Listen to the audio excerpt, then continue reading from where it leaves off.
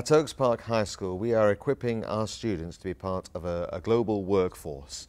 We are giving them the skills to talk to people from different countries, to be able to talk in different languages, to have the confidence to do presentations, and the ability to chair discussions, and to actually bring people together so that they can go out into the workplace and really add benefit to the areas they're going to be in, and also to be able to go out and get those jobs. So we're using the video conferencing skills in terms of getting students to chair meetings over a video link, so they get the experience of handling at least 4 or 5 screens. And these are the sort of skills that industry is looking at. People like Morgan Stanley and so on, where they're having multi-point video conferences, meeting different people, and they are saying that, you know, the people coming through to them haven't had experience before video conferencing.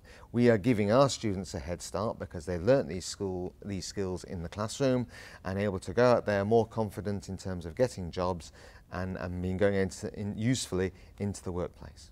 We've really enhance the quality of stroke care for the patients in the Cumbria and Lancashire network. I will dial into the remote telecart, and that's simply by the press of a button on my PC at home. I can then video conference and have picture within picture. I can then see the patient at the far end and the staff at the far end.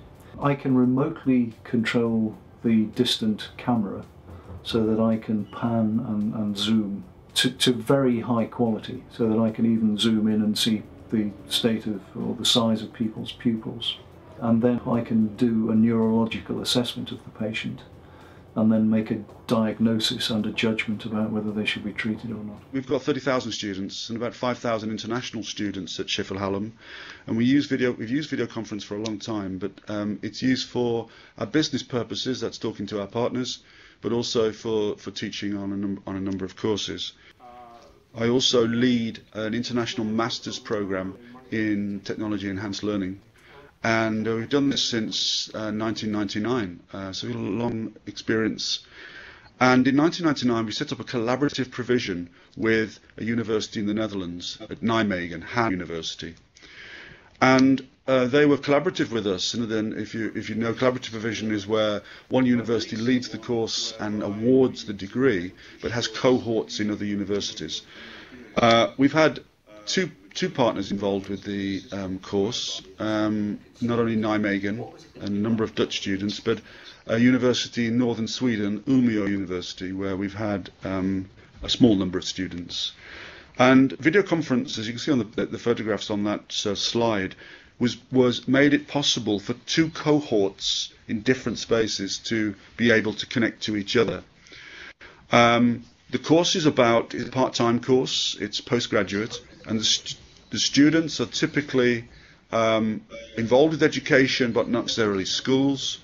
They are consultants in education, some work in universities, some work in the public sector, including the police force. But their main interest is the application of technology. And I'd always had in mind the idea of video conferencing from my very, very inaccessible home on the southwest coast of Ireland. Talked to BT, and it took us a year, BT engineers, a year to work out how to deliver me a reliable, interoperable, secure network from home, from which I could teach, frankly, as I've discovered, anywhere in the world. And I now teach on a weekly basis in Brisbane, a university in Brisbane, in Australia, a university in Singapore, university in Madrid, 2 universities in the UK, and one in Cork, which is a blended, because I wanted to see what happened if you mixed real life and video conferencing. It's been fantastic. I've been doing it for 8 months. It's very secure, it works, the quality is sensational, and I'm streaming video, and I talk over the top of the video. I choose movies and clips from movies, and basically I'm teaching a film and humanities course, both to master's degree students in Australia and BA students in Singapore and the UK. I'm loving it. It's solved my problem, and looking at the evaluations we've received so far, the kids, absolutely, the students, really love it. Distance is no longer a factor. Qualitatively, it's up to me to deliver a good lecture, and it's up to me to be a good educationalist. I really believe I am. It's not actually anything I've ever really questioned. I have a passion for my subject. I know my subject pretty well inside out. I'm very fortunate in that some of the jobs I do keep me up to date on what's happening in my chosen area, film, television and the digital world. So I'd like to think what I offer is quite a compelling experience. But this is education pure and simple. It's education from somebody who can augment and add to what would be a normal class. For someone like me, it means that I can actually influence the learning process of young people interested in film, television, digital media around the world. I do not have to keep going to Heathrow, getting on planes and exhausting myself with 8-hour time changes.